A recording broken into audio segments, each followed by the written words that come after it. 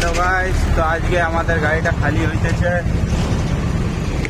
এই যে গাড়িটা এখন খালি করতেছে আমার ড্রাইভার দা। এগুলা মাল আছে, দেখি কতক্ষণে খালি হয় গাড়িটা। তো গাইস দেখো, এই যে খালি হয়ে গেছে, আর অল্প কিছু মাল আছে। এইখানে আর 20-25টা মাল নামবে, তারপর যাবে এখান থেকে আবার 6 কিলোমিটার। তো গাইস গাড়ি খালি হয়ে গেছে আমাদের, এখন রিসিভিংটা নিতেছে। রিসিভিং নেওয়া হলে আমরা এখান থেকে যাব নেক্সট পয়েন্ট। তো গাইস এখন যাইতেছি দুসরা স্টোরে। এই যে দেখো রাস্তাগুলা অনেক, এখন উপরে উঠতেছি, 6 কিলোমিটার উপরে উঠতে লাগবে আবার। তো গাইস আমাদের যে আর এক পয়েন্ট খালি হবে, এই বাজারে খালি হবে।